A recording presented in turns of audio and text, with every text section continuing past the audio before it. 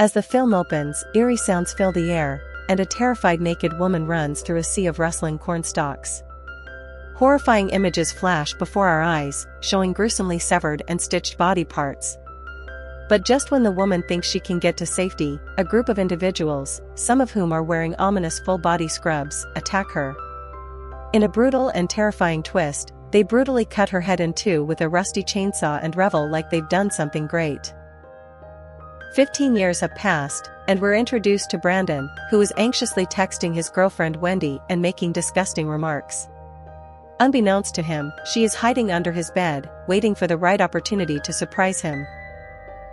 The group decides to do something different and exciting, like going to the haunted maze, but Rustin hesitates, telling a terrifying story about how 15 years ago a satanic cult broke into the maze and sacrificed a virgin, brutally dismembering her while she was still alive and keeping a piece of her skin as a souvenir. But as the tension grows, Rustin smiles and reveals that it was all a joke, a reference to a popular meme. The group laughs but can't shake the eerie feeling as they embark on their adventure in the haunted maze. Despite Rustin's constant pranks, the group is excited for an adventure and agrees to go to the haunted maze. With eagerness and excitement, the group of 4 friends head into the maze, not knowing what lies ahead, but confident that the outcome will be worth the adventure. Meanwhile, we meet corn maze owner Herschel, who is giving safety instructions to his children. The kids are all dressed up as scary characters for the maze's new attraction. Holding hands, they are reminded of Herschel's wife, and with a little pride, Herschel declares that they will make her proud because they have finally found the secret to success. As the group of 4 friends arrive at the corn maze, Rustin continues to brag about his mediocre acting career. They buy tickets and drinks, unaware that Herschel's 2 creepy boys are staring at them from around the corner. They head to the south entrance, where an announcer gives safety instructions, but things start to get spooky when they are instructed to hand over their mobile phones and get their hands stamped. Suddenly, Melanie is selected as the maze's 10,000th customer, and she and her friends are given a once-a-year VIP experience. If they complete the maze in less than an hour, they will win $10,000. Their hesitations immediately disappear as the whole group eagerly boards Herschel's truck, ready to go into the VIP maze and win the grand prize. As the group enters the maze, they see 5 paths that lead to a single exit. Melanie suggests they split up to increase their chances of winning the prize.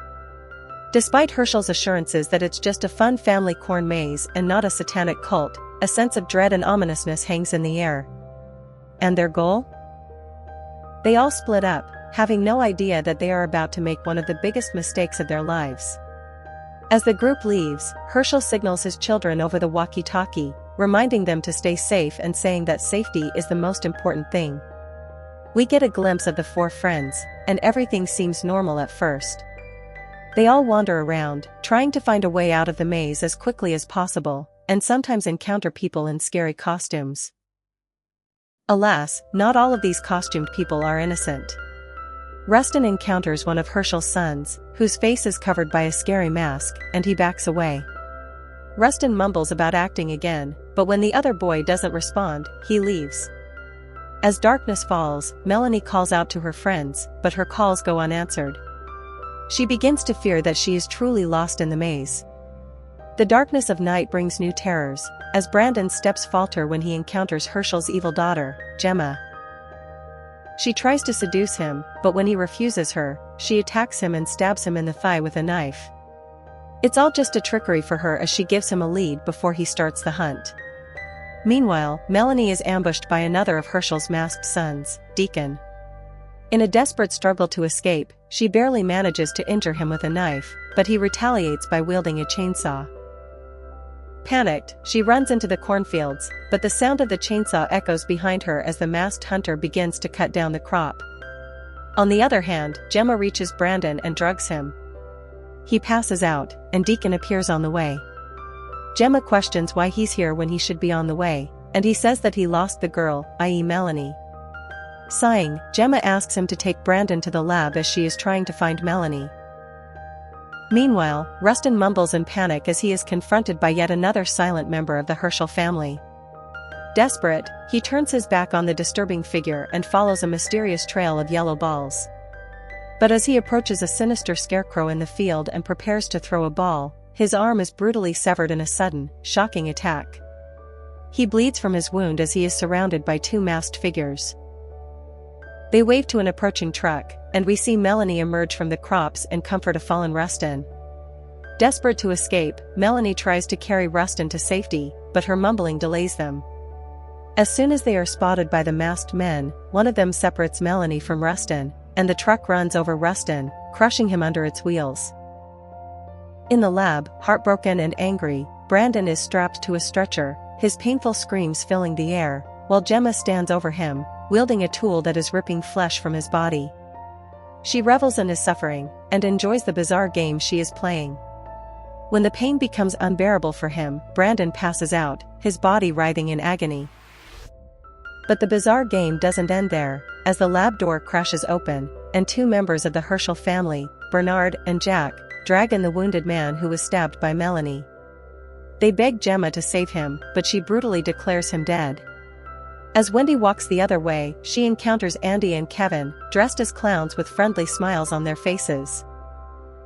Time is running out, and Wendy realizes that none of her friends have made it out yet, as the bell that signals the winner in the VIP maze has not rung even once.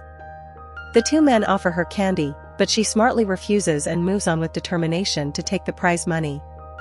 But her determination is short-lived, as she suddenly feels a rope tightening around her neck. As Andy tightens it, she fights back with all her might and knocks Andy down with his own cane. With a burst of adrenaline, she runs away as the chase intensifies. We cut between Wendy being chased by Andy in the truck and Melanie speeding away through the crops. As the two friends finally reunite, they should have been more aware of their surroundings. With a sickening bang, Kevin fires an arrow into Wendy's thigh, a rope connecting the arrow and the truck as she climbs inside, her heart pounding as she gazes at the bags filled with bodies and organs, evidence of the Herschel family's twisted experiments. But her exploration doesn't last long as a masked man spots her. He pounces on her, wraps his hands around her throat and chokes her, yanking her feet off the ground. As she struggles to breathe, her consciousness fades, and she is plunged into darkness. The scene ends, and we see Melanie wake up to Wendy's cries. She finds herself tied to a wheelchair while Wendy is strapped to a stretcher, the skin on her thighs and abdomen being brutally ripped off. Unable to bear her friend's suffering, Melanie promises to get them out of this nightmare alive. Their hopes are dashed when Herschel and his perverted family enter the room. He declares that Melanie is unique, and that they have been waiting for someone like her for 15 years. This horrifying declaration is followed by an almost sweet comment to his children: "Your mother would be proud of you."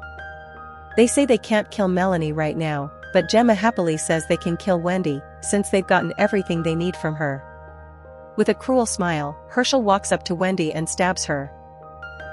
Melanie screams and threatens to kill her friend as she watches her friend brutally murdered before her eyes. Gemma explains Melanie's importance to her family, and reveals her vital role in carrying on their mother's work. Excited, she explains that the park stamps have revealed a specific gene that they plan to collect and incorporate into a revolutionary face cream that can stop aging.